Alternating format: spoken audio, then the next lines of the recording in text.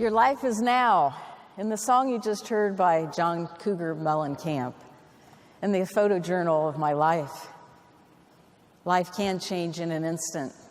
And as you saw on the photos on the screen, they were all photos before the wheelchair became a part of my life. I never dreamed I'd be here speaking with you today. And I never thought my life would change in an instant either. We all think it's not going to happen to us. But deep inside, we know it can. One slip, one fall, one large bump on the head, one important phone call from a doctor with the results of a biopsy or a blood test or an MRI or an X-ray, and suddenly your life has changed in an instant. I'm here as an advocate of your industry. I don't sell DI, but I'm here to share a story and to help you understand the importance of disability income insurance from a claimant's perspective, and maybe you just haven't heard from a claimant before. Many of you are new agents here and maybe have not sold your first DI policy, but then there's the veterans here, and they know when they get that phone call from the family member that says that claimant appreciates the financial advice that was given to them to purchase a disability income insurance. I call it income protection. And I wonder how many people in this room actually have had that call from the family members thanking them for making the important conversation to sell that policy and to protect that family. Someday that time will come if you've been in the industry long enough. So I'm going to take you on a ride. It's the truth from what I know. It's the passion and conviction that maybe has never been told to you before from a perspective of someone who has a life-changing event. Disability insurance, sell it with conviction. To what extent are you currently selling with passion, with purpose?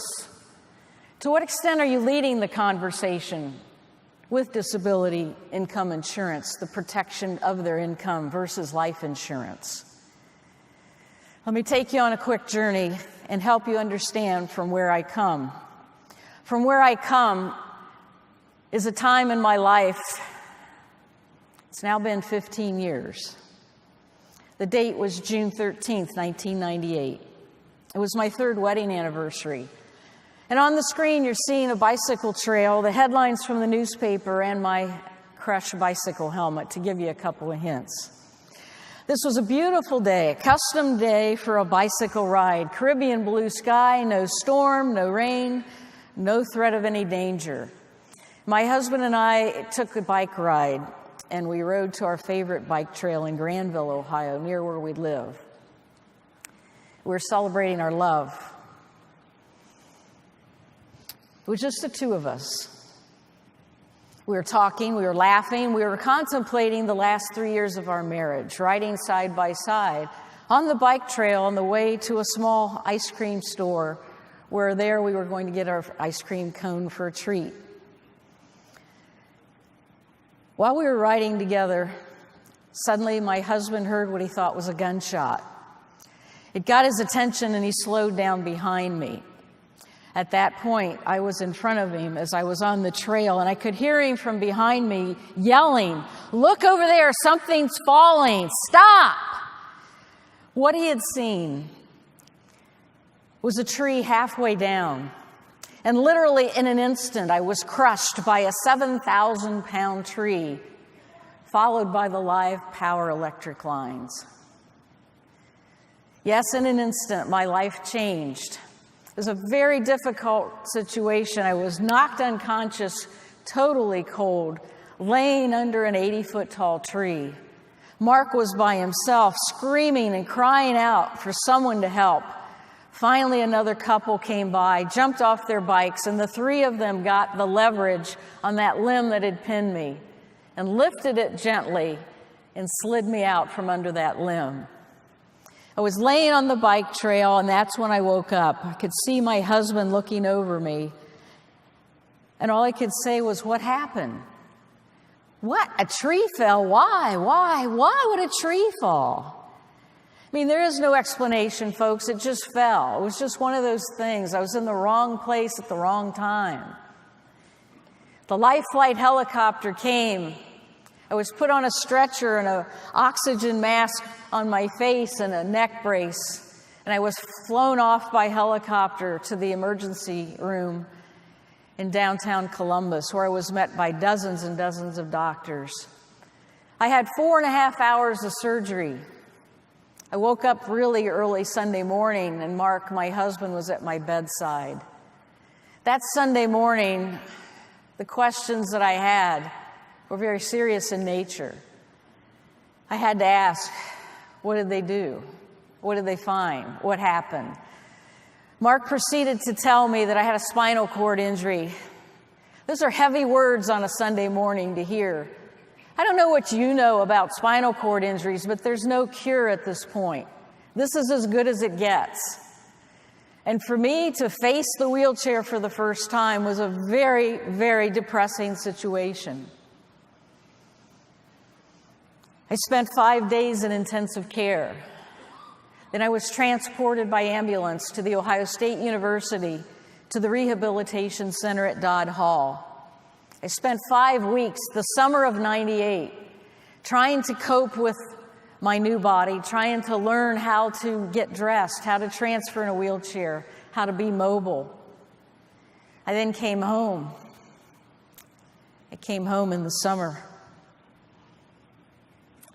after a grueling time at Dodd Hall. We pulled into the garage, and that's when I saw my bicycle. Kind of looked like a pretzel had gotten twisted around with all the frame that had been bent by the impact of that tree. And then I saw my bike helmet. Take a look at that helmet. That helmet saved my head from brain injury. I had no brain injury. I'm so fortunate I was wearing that helmet that day I was on the bike trail. I never rode a bike without that helmet. And that day, that helmet saved me from brain injury or sudden death. Can you imagine a 7,000-pound tree falling on you with part of you being your head? That helmet saved my life. But here's the analogy for you. That disability income insurance was as important to me as that helmet because it too saved my life from financial ruin. The analogy is just as strong. I would not be here today if I had no income protection, no monthly benefit from my income, from my disability income insurance policy. And I'm a strong believer in that policy. The helmet analogy can be used as you're talking to others. Meet my husband, Mark, later. If I had a way to clone him, ladies, I would. I mean, he is a prince. He's the kind of guy that was there every day in the hospital, taking good care of me. He was in sales, commission sales at the time. His sales plummeted. What had happened to his income? Mine was zero. It was flat, and his started to decline very quickly because he was with me in the hospital every day for the 6-week period. His boss understood and told him to take good care of me. You know, with 2 incomes, with one of them gone and one of them jeopardized, our family dynamics were different. I'm wondering about you. Do you depend on 2 incomes with your household? Or is it just the 1 income? Are there family members? Look at those prospects. Look at those clients that you have. You know, the likelihood of having more survival financially when there's 2 incomes is greater because the one who had the disability has no income and has hopefully a policy to replace some of it. The surviving spouse without the disability has that ability to work a little harder, maybe take on a second job, and maybe delay their retirement to help in that survivalship. But there's a different scenario if it's a 1-income family, folks. There's nothing else out there on the market that's going to protect that income. And then when I met with my doctor at Ohio State University and he counseled with Mark and I, he said, Rosemary, most of the marriages of couples where a spinal cord injury has affected their lives. They end in divorce. That's the reality, folks. After a disability, not only is the body affected or the mind affected, but the whole dynamics of the marriage is affected, and the way that we interact and the way my disability affects us in an intimacy in a family relationship. What would life be like for you if suddenly your spouse or significant other left the relationship and left you by yourself? That man never wavered, never gave me any sense of doubt that he was going to be there for me. It's because of him and the support that he gave me that I was able to continue for 2 years of physical and occupational therapy. It was like a part-time job for me, 3 days a week. That was my recovery period. I had a speaking business.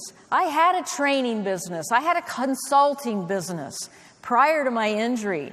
I was never speaking about disability income insurance. At that time, I was speaking about being a better public speaker. You see, my history, I had taught at Ohio State University for 11 years. I taught public speaking. I left the university in January of 1997 to go full-time into my speaking and training and consulting business. Now, mind you, at The Ohio State University, I had a disability income insurance policy through the university. It was through the Ohio State Teachers Retirement System. Now, that disability income insurance policy followed me after I left Ohio State to start my own business. It's followed me for a 2-year period so that my new business was insured while I worked as a private enterprise. What's the odds of having this disability during that 2-year period?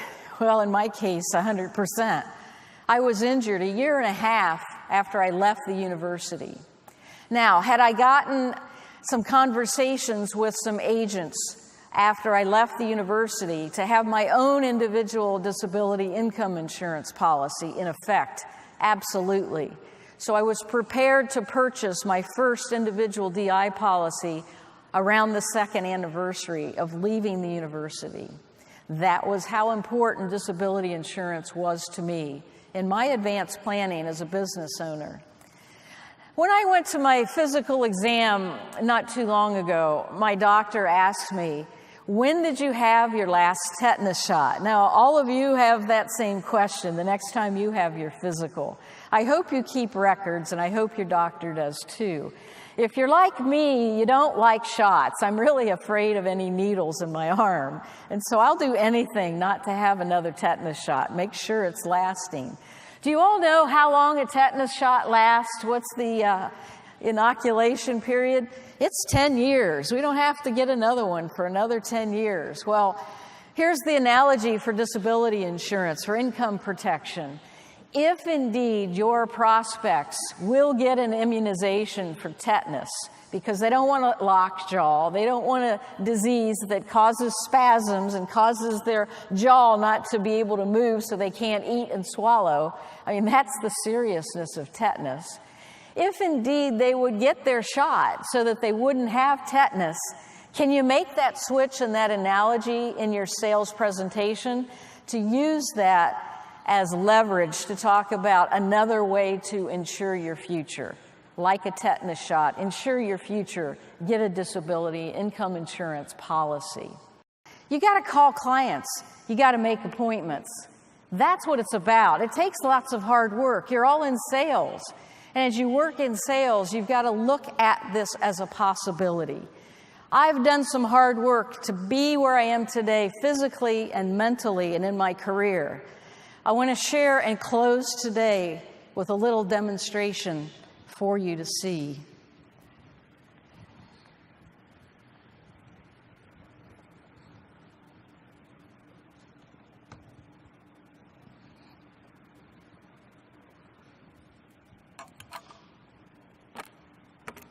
I want you to go home and tell your friends you saw a speaker who could walk or talk.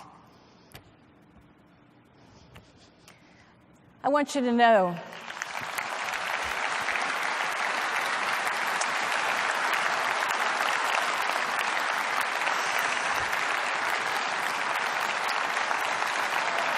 Thank you.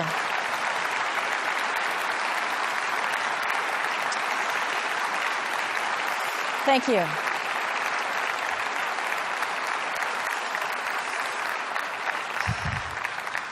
It's important for you to know that disability income insurance helped me to get back on my feet again. I can take a few steps and walk away from that wheelchair. That's obvious. But my disability is still here. I still have a spinal cord injury. I can leave the wheelchair behind.